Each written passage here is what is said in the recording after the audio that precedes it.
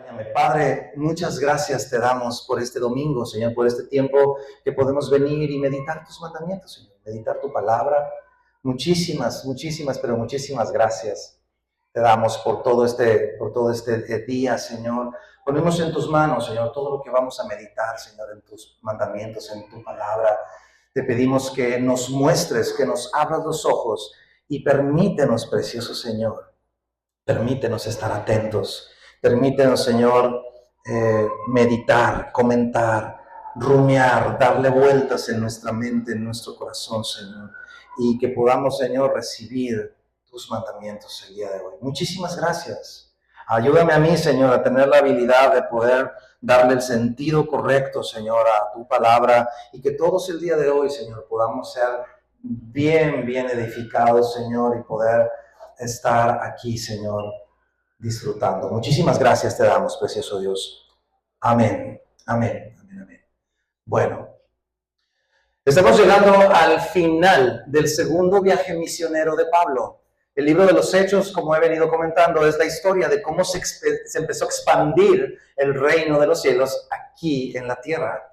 Jesucristo había venido, había muerto, había resucitado y le encargó a sus apóstoles, a sus discípulos, a los 11 que quedaban porque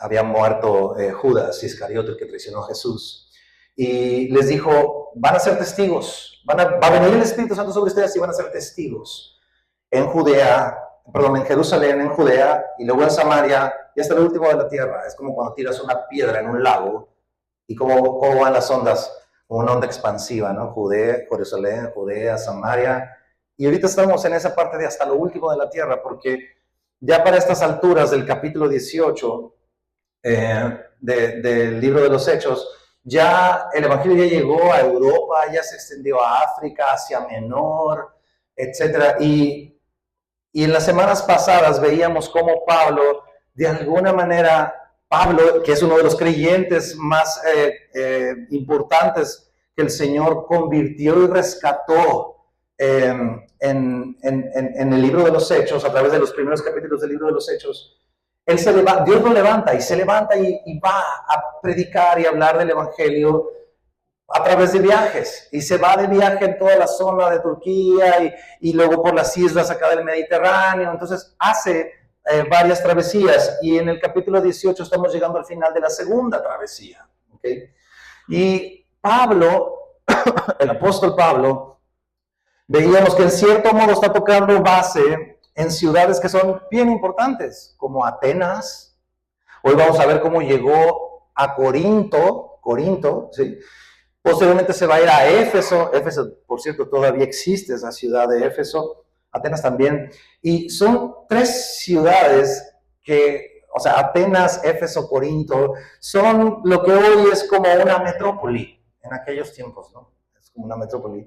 Y esto es bien importante porque parece que Pablo elige estas grandes ciudades porque allí se puede influir a muchas personas, y luego pueden ir esas personas de esas ciudades y impactar o correr la voz del Evangelio en distintas poblaciones.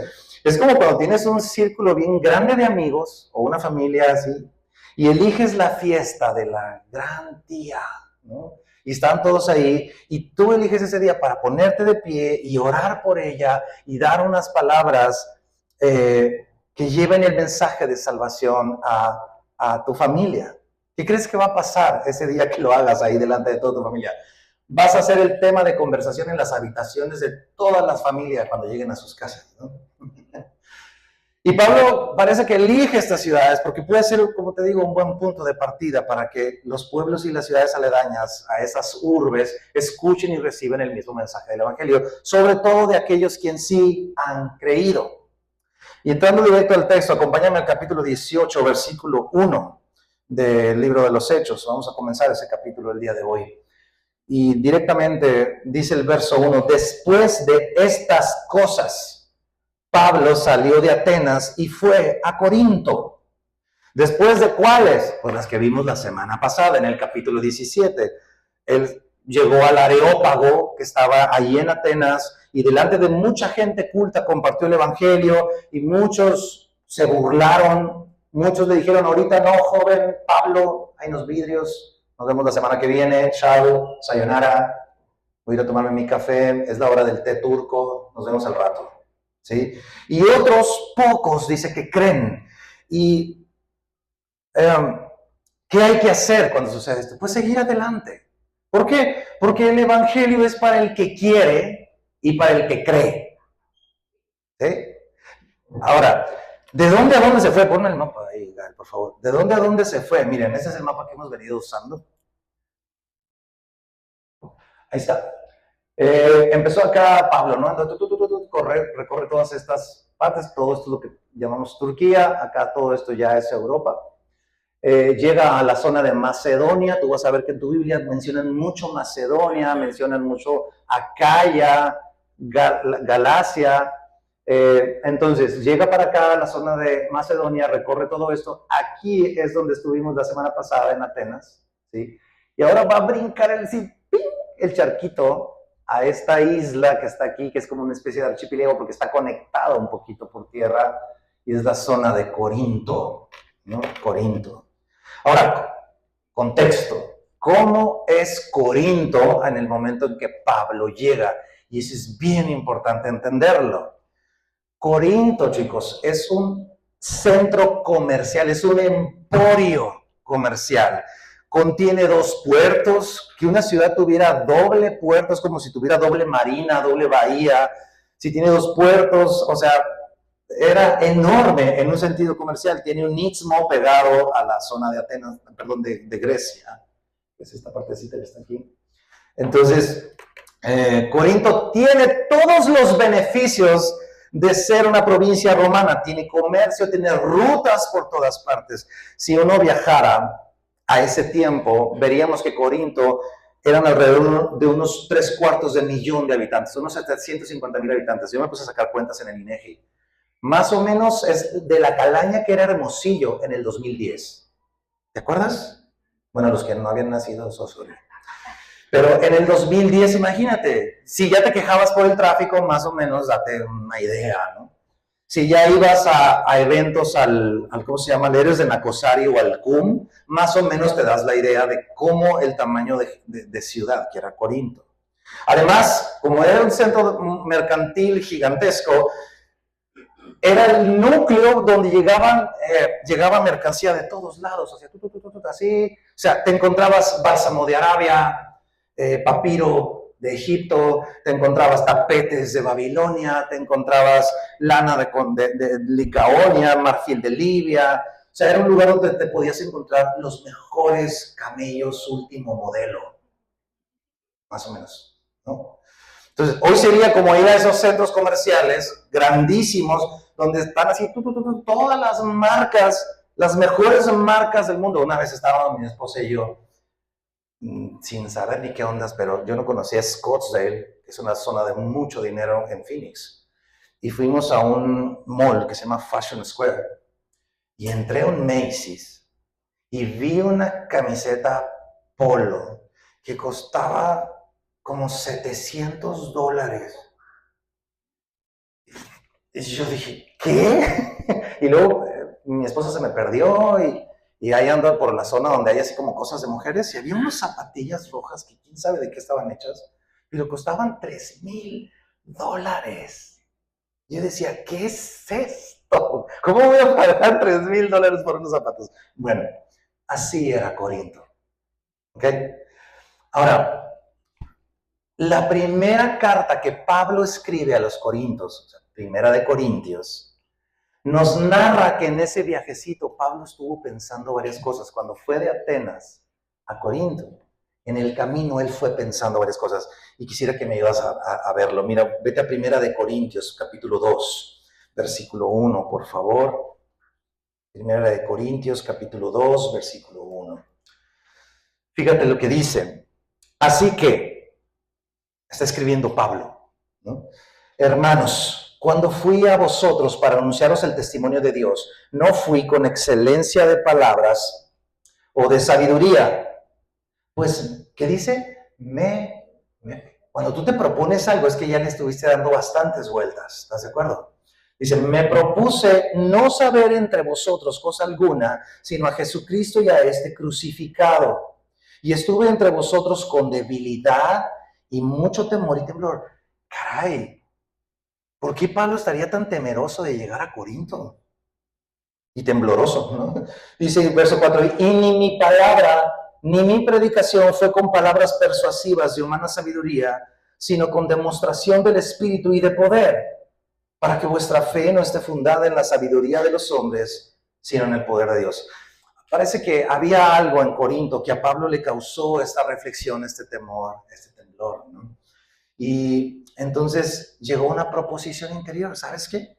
Cuando llegue a Corinto, no quiero saber nada más que de Jesucristo y este crucificado. ¿Ok? Y significa esto que Pablo antes no había considerado esto, querido Pablo, a estas alturas y apenas estás cayendo en cuenta. No, sino que hay algo en Corinto que lo inquieta y va para allá y lo mueve a enfocarse aún más en un solo mensaje: Jesús y ese crucificado. ¿Qué sería? Y hay un comentarista que se llama John Stott y propone dos cosas muy buenas que te las quiero compartir. ¿Por qué Pablo se anticipa y se prepara para eso? La primera es que había orgullo en la ciudad de Corinto, mucho orgullo. Y la segunda es que era una ciudad hartamente inmoral. Inmoral. Orgullo, sí, mira, o sea, de hecho puedes investigar y revisar la historia de Corinto. Si estudias la carta de Primera de Corintios y Segunda de Corintios, Pablo está lidiando, trabajando con el orgullo de los hombres de Corinto. Estaban bien orgullosos. ¿De qué estaban orgullosos? Estaban bien orgullosos de su ciudad. Un poquito de tiempo atrás, Julio César había reconstruido la ciudad y la dejó súper chic. Bien bonita la dejó. ¿De qué más estaban orgullosos? De su cultura y sus bienes. O sea, claro, eran el emporio comercial, como les mencionaba ahorita, del mundo antiguo. Había unos juegos parecidos a los olímpicos que al parecer se celebraban, se llevaban a cabo ahí. Entonces, ellos eran los anfitriones en la ciudad de Corinto.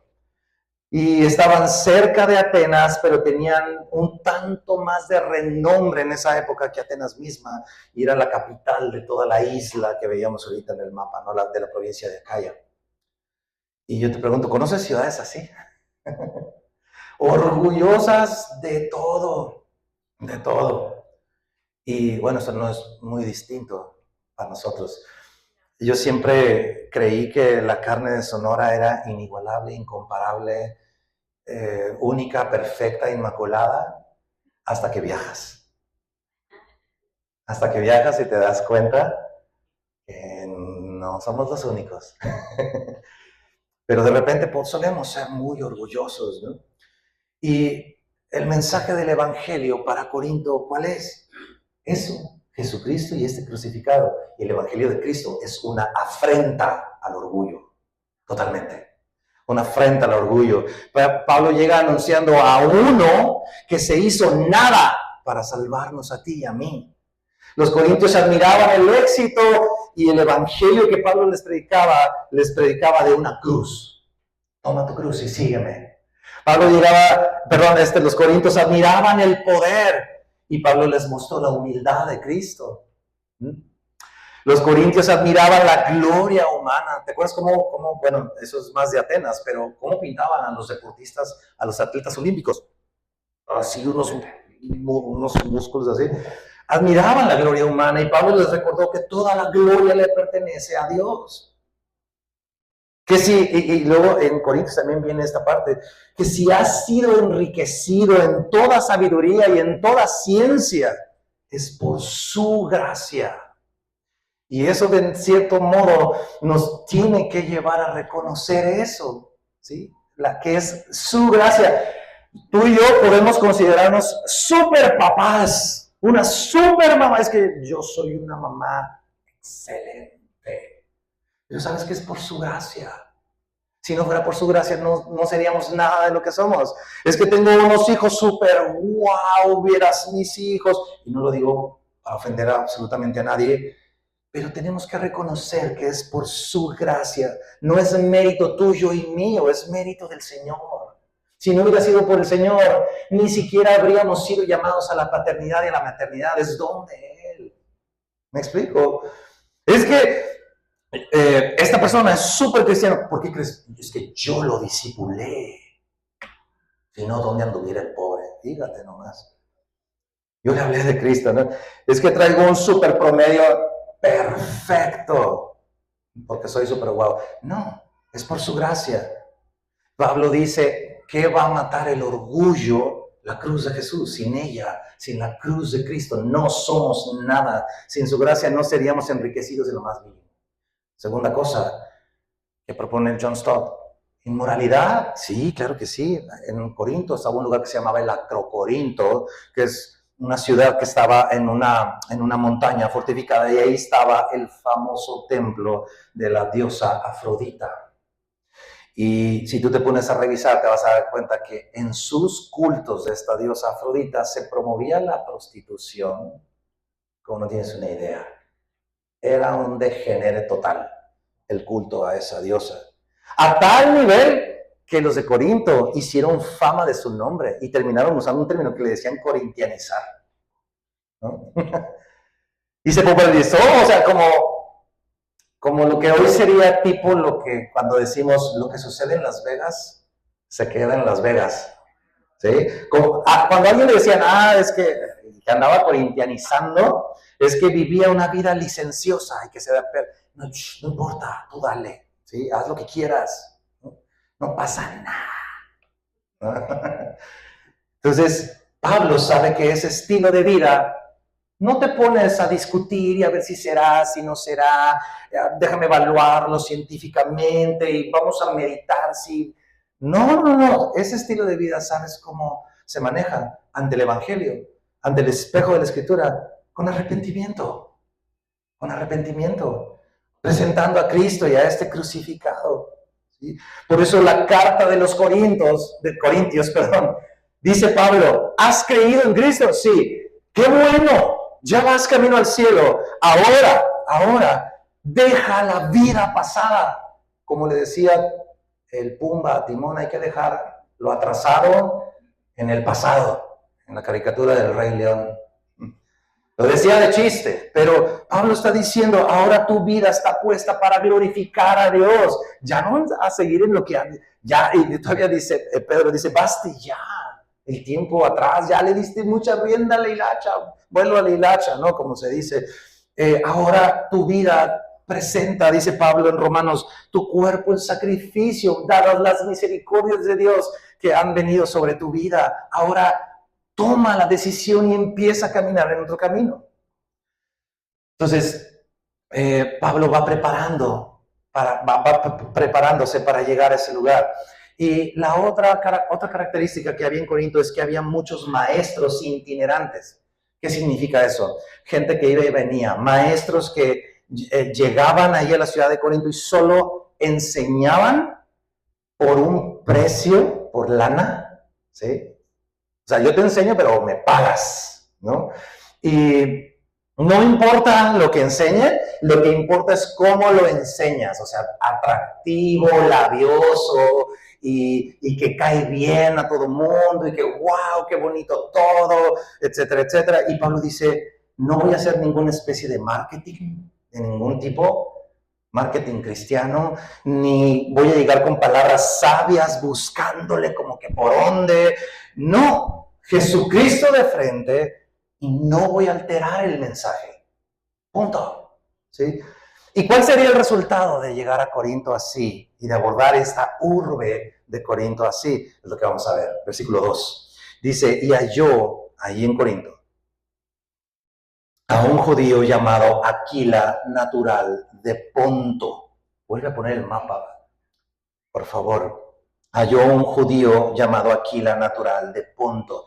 ¿Qué andaba haciendo Aquila en Corinto? Corinto está acá. Mira dónde está el Ponto. Acá en el otro extremo, rumbo al mar de acá. ¿Qué andaba haciendo por acá? Y luego dice, recién venido de Italia, con Priscila su mujer, por cuanto Claudio había mandado que todos los judíos saliesen de Roma. A ver, Aquila y su esposa Priscila son judíos originarios de Roma, ¿no? Aparentemente, por ahí del año 49, 54 después de Cristo, hubo un edicto por un revuelto, una revuelta que hubo en el Imperio Romano, y el emperador Claudio dijo, ¿saben qué? Todos los judíos, váyanse a su casa, sáquense de aquí, y los expulsa de territorio literal romano, ¿sí? Y aparentemente vienen y se asientan en Corinto, y finalmente ahí en Corinto, perdón, se topan con Pablo, se lo conocen, y como son judíos, Pablo es judío, ¿qué crees que pasa? Mira el verso número 2 y 3. Vamos al texto, dice, por cuanto Claudio había mandado que todos los judíos saliesen de Roma, luego dice, fue a ellos, verso 3, y como era del mismo oficio, se quedó con ellos y trabajaban juntos, pues el oficio de ellos era hacer tiendas. Y discutía en la sinagoga todos los días de reposo y persuadía a judíos y a griegos. A judíos y a griegos. A ver, Aquila y Priscila conocen a Pablo entonces en Corinto, y lo conocen ¿dónde? En la sinagoga. En Corinto había una sinagoga. Y Pablo, como vemos el patrón, llega primero a la sinagoga y ahí los conoce y empieza a compartir el evangelio allí en la sinagoga judía, en Corinto. Y por la palabra predicada de Pablo, Aquila y Priscila vienen a la fe. Dicen, ¿sabes qué? Yo quiero entregarme a Jesucristo. Y en ese mismo inter parece que a Pablo se le acaba el billete, se le acabó el dinero o lo que traía para su sustento. Y buscando qué hacer, coincide con que Aquila y Priscila se dedican, o sea, él también sabe hacer tiendas, pues igual que ellos, y coinciden, ¿no? Y esto de hacer tiendas no son como las tiendas esas Coleman que hoy vemos en el súper, ¿no? Para hacer campamentos. En ese tiempo se usaba un tipo de piel de cabra que se usaba para algunas prendas, mantas, entre ellos tela para armar tiendas. Y Pablo con Aquilas y Priscila como que dicen, oye, pues hagamos team, ¿no? O sea, vamos, tú eres bueno para vender, yo soy bueno para curtir pieles, también puedo vender, tú también sabes curtirte, pues vámonos poniendo de acuerdo y nos ponemos a comerciar las tiendas, ¿no? Pero en la medida que Aquilas y Priscila van conociendo el Evangelio, y más adelante lo puedes ver, ellos parece que se terminan convirtiendo en los suplidores de las necesidades de Pablo. Como si ellos dijeran, ¿sabes qué, Pablo? Ya nos cayó el 20, deja de hacer tiendas tú. Tú ponte a predicar, nosotros te vamos a sostener, ¿no? De hecho, en la carta de los Romanos, al final, donde están mandando salutaciones finales, Pablo los llama a Aquilas y Priscilas mis colaboradores. Pero como si Pablo pensara, ¿sabes qué? Es que ellos ya entendieron las escrituras, se han dejado transformar por la palabra y ahora son instrumentos en manos de Dios para su reino, y ellos han entendido cómo Dios los puede usar a ellos para extender el evangelio, no tienen conflictos con la misión de Dios. Y en la escritura vemos como si Pablo dijera, son de mi ayuda total, son mis colaboradores, necesito andar con ellos, ¿no? Ahora, esto es bien interesante, porque Pablo en otras ciudades normalmente recibía ofrendas de los creyentes y con eso Pablo pagaba su vida y su comida y su ropa. Recibía apoyo de la iglesia donde él predicaba, pero en Corinto decide no hacerlo. Dice, no, en Corinto no. Y la pregunta es, ¿por qué? Y Pablo escribe después en esta carta de los Corintios, precisamente, cómo se debe de gestionar este asunto de la manutención de un ministro a la luz de la palabra de Dios. Y en 1 Corintios capítulo 9 es un capítulo enterito, que te lo dejo de tarea que lo leas completo, pero ahorita vamos a ver unos puntos, porque ahí habla y Pablo deja en claro que los ministros de la palabra de Dios son dignos de vivir de la obra que ellos realizan. Y eso está bien. Y estamos hablando que es la escritura inspirada por Dios, ¿no? Y entonces, ¿por qué Pablo en Corinto qué onda? ¿Por qué dijo, no, en Corinto no, nadie me va a dar nada, ni un peso? Bueno, no eran pesos, eran dracmas, gracias, Edrey. Nadie me va a dar ni una moneda de nada. Entonces, ¿por qué? No es como que Pablo se está retractando en Corinto y hay una contradicción en su postura. No. Pablo enseña en 1 Corintios 9 que quien siembra cosas espirituales tiene derecho a participar de las cosas materiales. ¿Sí? Y dice Pablo, lo fundamenta la ley de Moisés, o sea, Génesis, Éxodo, Levítico, Número, toda la escritura, ¿sí? Y finalmente es una ordenanza del Señor mismo. ¿Qué? Sí, mira, acompáñame a 1 Corintios 9, versículo 14, por favor. 1 Corintios 9, 14. Dice el texto, así también ordenó, ¿quién? El Señor. A los que anuncian el Evangelio, que vivan del Evangelio. Sin embargo, Pablo en Corinto dice, decido renunciar a eso. No lo quiero. Y en su carta nos da 3 razones ahí en el capítulo 9.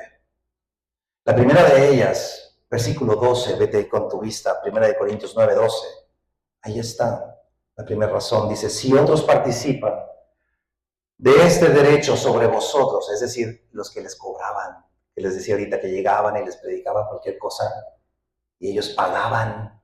Y Pablo está diciendo, si otros participan de este derecho sobre ustedes, ¿cuánto más nosotros? Pero, dice Pablo, no hemos usado este derecho, sino que lo soportamos todo. O sea, nos agarramos el cinto y nos lo apretamos. ¿Para qué? Esa es la primera razón. Para no poner ningún obstáculo al Evangelio de Cristo. ¿Por qué era un obstáculo?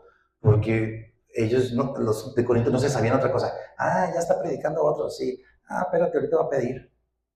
¿No? ¿Me explico? Entonces dice Pablo, no quiero que esto sea un estorbo. Número 2, otra razón que Pablo da, verso 18.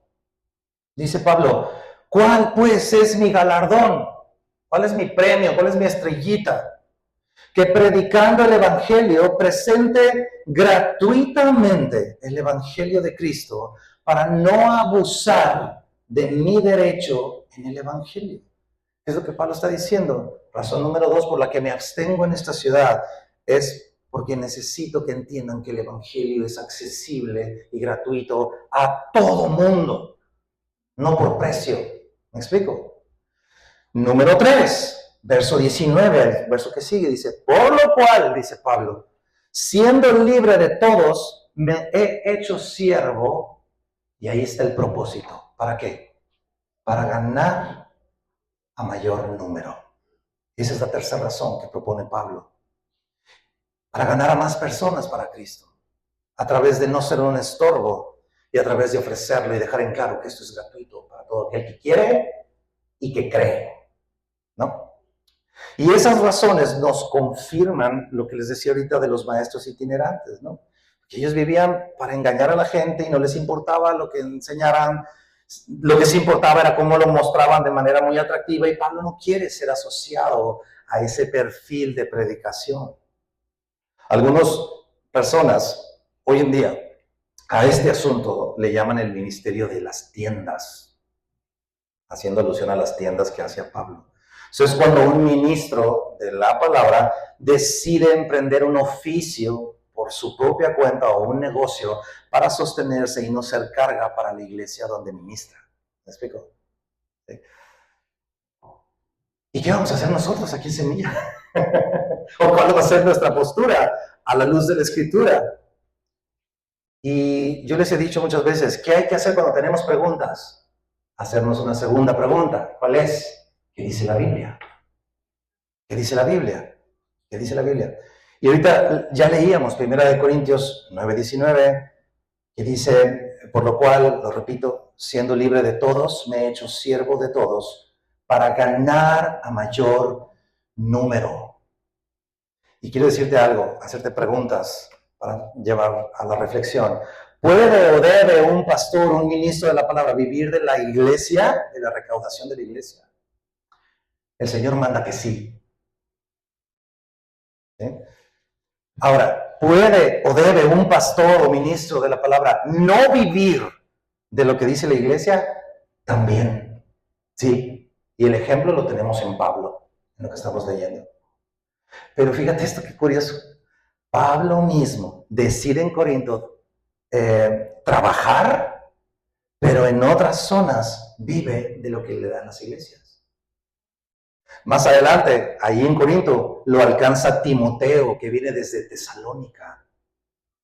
No sé si se acuerdan que les comenté que Pablo en estas alturas anda solo, se quedaba atrás Timoteo, y entonces le dicen que le apure, porque y cuando Timoteo llega, trae una ofrenda de la gente de Tesalónica, y en 2 de Corintios 11, Pablo les recuerda, sí, yo andaba con ustedes y me mandaron una ofrenda desde Tesalónica. Y mira cómo dice Hechos ahí 18:5, el siguiente versículo, ahí es donde llega Timoteo, dice, muy importante observar las palabras, dice, y cuando Silas y Timoteo vinieron de Macedonia, que se habían quedado en la parte de arriba del mapa, Pablo estaba ¿qué? Entregado por entero. Pues ¿cómo le hizo? ¿Que no estaba haciendo tiendas? Por eso decimos que es probable que Priscila y Aquilas dijeron, Pablo, ocúpate de esto, nosotros te vamos a sustentar, ¿no? Más la ofrenda que llegó con Silas y Timoteo. Dice, estaba entregado por entero a la predicación de la palabra, testificando a los judíos que Jesús era el Cristo. Entonces, obviamente, llega la provisión y dice, ya no necesito hacer tiendas. Me pongo a predicar todo el santo día. ¿Ok? Entonces, ¿a qué nos está llamando la Escritura como iglesia, como cuerpo de Cristo? Creo esto. Prioriza el Evangelio. Priorízalo. Lo que sea necesario para que Cristo sea predicado, exaltado y glorificado sobre todo. Eso es lo primero. Número 2, atiende a las personas de tu comunidad, de tu iglesia. ¿Sí? Que no tengan estorbo para recibir el Evangelio. ¿Sí? Que no tengan estorbo para recibir el Evangelio. Y número 3, atiende al ministro. O sea, ama a tu pastor. La Biblia ve correcto que veles por las necesidades de tus ministros de la palabra. ¿Sí? Si es que las tiene, ¿no? Por ejemplo, yo ahorita les diría, no, yo no tengo necesidad. Yo tengo un trabajo actualmente. No necesito. ¿Eso irá a cambiar después? No lo sé. Luego les cuento en una carne asada. Pero ahorita no. ¿Ok? Pero sí cachamos, o sea, la prioridad que nos da la Escritura, creo yo, es al Evangelio predicado. ¿Sí? Y la atención hacia las personas que están en la comunidad de la iglesia y al ministro, porque el ministro tiene necesidades. ¿Qué crees? La leche cuesta, seas ministro o no. ¿Sí? La gasolina está casi a 30 el litro. ¿Me explico? Y eso de estar atento a las personas o al ministro es como una balanza que se va regulando dependiendo las condiciones y el tiempo en el que nos encontremos. No está escrito en piedra, chicos. ¿Sí? En la pandemia me tocó saber de pastores, y los conocí, que sufrieron unas terribles escaseces tremendas de no tener ni para comprar agua purificada. Porque como las iglesias se cerraron, pues como que la gente, no sé si las personas de esas iglesias dijeron, pues ya no vamos a ofrendar nada, y literalmente se olvidaron del pastor. Asumían que todo estaba bien, ¿no? Pero también he sabido y he conocido a muchos amigos de iglesias que están profundamente lastimados y abusados por haberles extirpado su dinero a cambio de nada. ¿Sí? Por sus líderes. Entonces, ¿qué vamos a hacer? Aquí nosotros vamos a enfocarnos en el amor. ¿Cómo que en el amor? Soy muy hippie eso, vos. No, ¿a qué me refiero? En el amor de Cristo, en la atención a las personas, a ustedes y a cualquiera que venga, ¿sí? Y también enfocarnos en atender al ministro. ¿Qué significa esto? Dejemos a un lado nuestros egoísmos y nuestra codicia, ¿sí? En cualquier dirección, Ese es el equilibrio al que nos llama la Escritura. ¿Sí? ¿Okay? De repente hay gente que se ofende si un pastor no vive de la iglesia. Dice, no, pues es que tú deberías. O sea, el texto está enseñando que es posible no vivir de la iglesia bajo las razones correctas que hemos platicado, ¿no? Pero de repente también hay gente que se ofende si un pastor vive de la iglesia. Y ¿sabes qué? El texto, el mandamiento de Cristo dice que es un derecho y que está bien que el cuerpo de Cristo vele por las necesidades de su pastor o de su ministro. Y no tiene idea lo que me está costando decir esto, porque yo vengo de un trasfondo donde normalmente esto se le entregaba el micrófono a alguien más para que ese otro hablara y que no se viera así como que conflicto de intereses, ¿no? Pero eso se presta mucha manipulación. Y aquí lo que estamos haciendo es viendo lo que dice el texto de la Biblia. ¿Okay? Entonces, el Señor nos llama a ese equilibrio donde lo que tiene que estar priorizado por encima de todo es que el Evangelio de Cristo llegue a tu corazón y el mío. Lo otro es secundario. Y si en un momento dado exige que cualquiera de los dos lados de la ecuación, renuncie a sus derechos, no importa, todo por el bien del Evangelio de Cristo. ¿Me explico? Okay. Entonces Pablo se enfoca en la enseñanza y mira lo que pasa en el verso 6. Dice, pero oponiéndose y blasfemando estos. Acuérdate que les está predicando ahí en la sinagoga judía. Entonces los judíos, dice, oponiéndose y blasfemando estos, les dijo Pablo, sacudiéndose los vestidos, vuestra sangre sea sobre vuestra propia cabeza, yo limpio. Casi, bueno, de ahora, dice, me iré a los gentiles, me lavo las manos como Poncio Pilato de la sangre de ustedes. Yo ya les expliqué.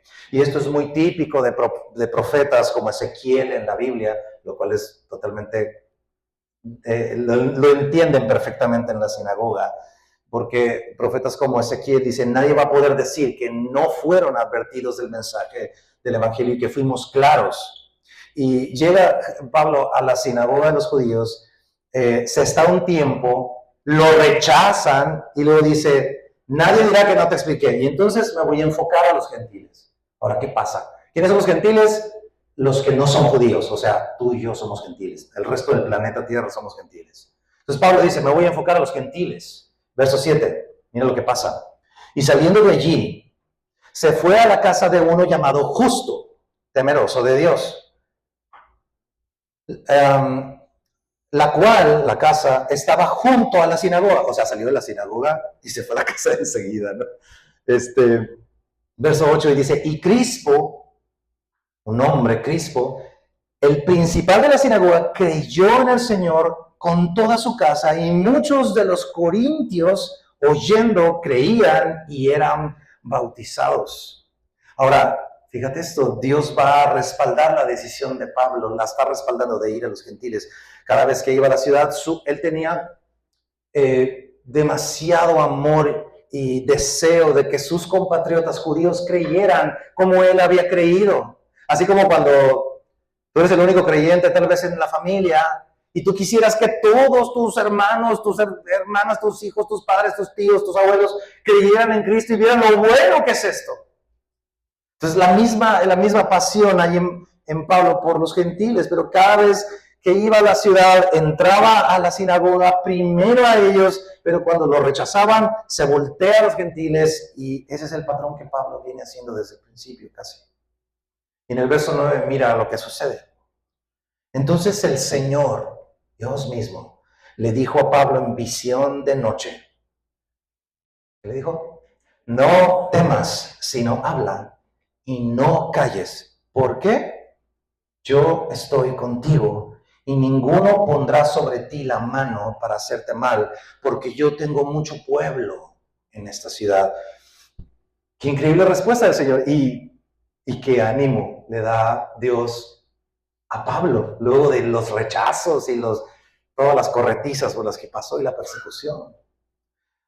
Y me llama mucho la atención que lo primero que Dios le dice a Pablo es, no temas, yo estoy contigo. Son las mismas cosas que Dios le dice a toda persona que envía. De tapa a tapa en la Biblia puedes ver, no temas, yo estoy contigo. Se lo dijo Josué, se lo dijo Moisés, se lo dijo David, se lo dijo a todos los reyes, bueno, a algunos de los reyes, se lo dijo a los profetas, y se lo está diciendo Pablo. Las mismas dos cosas que Dios te dice a ti y a mí para hacer cualquier cosa que te haya encargado el Señor. Es que este trabajo está bien difícil, no temas, yo estoy contigo. Es que este proyecto está complicadísimo, no, pues no temas, yo estoy contigo. Y cuando Dios le dice esto, le dice, sabes que yo tengo mucho pueblo aquí en Corinto. Pueden ser dos cosas. O hay mucho creyente que ya es creyente y Pablo no sabe, o número dos, se va a salvar mucha gente con la predicación de Pablo. Y por eso te digo que Pablo tiene esta garantía de que se va a salvar mucha gente. Y si sabes qué, verso 11, mira lo que dice. Y se detuvo allí 1 año y 6 meses, 1 año y medio, poquito año de más de año y medio, enseñándoles ¿qué? La palabra de Dios. Qué increíble que en un solo versículo se va 1 año y medio, ¿no? 1 año y medio se quedó ahí. Ahora, vamos a concluir esto, a amarrar el punto. Se quedó 1 año y 6 meses enseñando ¿qué? La palabra de Dios. O sea, él llegó a Corinto, enseñando que la palabra de Dios, el evangelio, a Jesucristo y a este crucificado. Y ya que fueron salvos, se quedó 1 año, 6 meses enseñando ¿qué? La palabra de Dios. Y esto es ánimo para ti, para mí, para todos nosotros. ¿Por qué es ánimo? Porque ¿qué necesitamos para creer en el Señor? ¿Qué necesitas tú? ¿Qué necesitan tus hijos? ¿Qué necesitas tu cónyuge? ¿Qué necesita para que nuestra vida cambie? Para que nuestra familia cambie. ¿Qué necesitamos para que nuestra ciudad cambie como empezó a cambiar Corinto en esa época? ¿Sabes qué se necesita?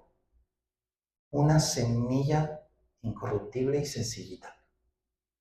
Mira, acompáñame, por favor. Estuve haciendo el devocional de esta semana y ¡pum! Se me vino a la cabeza. Marcos, por favor. Los chicos de 242 ya van a saber de qué estoy hablando.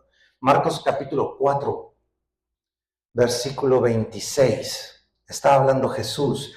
Está en un rato donde se quedó abajo de un árbol con sus discípulos y les empezó a hablar, a explicar la parábola del sembrador, de la semilla, que la semilla es la palabra, y luego viene la parábola de la lámpara, y luego después viene esta parábola, que es la parábola de la semilla. Mira esto, Marcos 4, versículo 26, dice Jesucristo. Decía además, así es el reino de Dios. Atención. Es como cuando un hombre echa semilla en la tierra y duerme y se levanta de noche y de día, uno tras otro, lunes, martes, miércoles, jueves, viernes. Y la semilla brota y crece sin que él sepa cómo. ¿Has visto que ahora en Amazon venden unas cosas como de plástico que pones una semillita y luego lo vas destapando para que tus hijos vean cómo va germinando y va creciendo? Es muy padre. Bueno. Pero aquí dice el versículo, sin que él sepa cómo, ¿no? Y dice Jesús, 28, porque de suyo lleva fruto la tierra, primero hierba, luego espiga, después grano lleno en la espiga. Y cuando el fruto está maduro, enseguida se mete la hoz porque la siega ha llegado. Fíjate que Jesucristo dice que su reino no, dice que es como, no es que sea el agricultor. Ahora, el agricultor no hace realmente nada para el fruto. Lo único que hace es una sola cosa. ¿Cuál? Lleva la semillita. Y es una semilla miniatura. Bueno, hay de semillas a semillas, pero es una semilla, es una cosa simple. La semilla es quien hace el trabajo misterioso, ¿no? ¿Qué me refiero con el trabajo misterioso? El trabajo de que tu vida y mi vida cambien. Hay gente que me dice, es que yo ya me arrepentí, ya me entregué a Cristo, pero sigo fallando, sigo luchando, sigo batallando. Y yo le digo, pues fórmate en la fila, porque yo también. ¿Sí? Pero la palabra se va expandiendo y de repente hay algo que ya no te mueve a hacer lo que antes hacías. Y de repente dices, ya no, pero no te das cuenta. Un día dices, ¿y a qué hora salió este arbolito? ¿A qué horas me volví un cristiano tan bien? Como solemos decir, ¿no? Pero lo que quiero decirte es esto, es bien importante no menospreciar lo básico que se puede sentir una semilla de palabra de Dios. No sé si te ha pasado, a mí me ha pasado decir, ay, ¿a poco con que hayamos platicado de un verso ya? Es que tú no tienes idea del potencial. A veces no tenemos idea del potencial que tiene una semilla. Es tan pequeña, pero tiene el potencial de multiplicar sus efectos en la tierra de con quien tú estás hablando, o en tu misma tierra, y por ende tu vida y la vida de esa persona con la que estás compartiendo. Y esto, de alguna manera, es un descanso para ti y para mí, como siervos de Cristo, como hijos de Dios. ¿Por qué? Porque no necesito nada más espectacular que una simple y llana semilla de palabra de Dios, sin tanto show, pero que germina y cambia tu vida y mi vida y florece y lleva un fruto en el corazón de quien la recibe. ¿Me explico?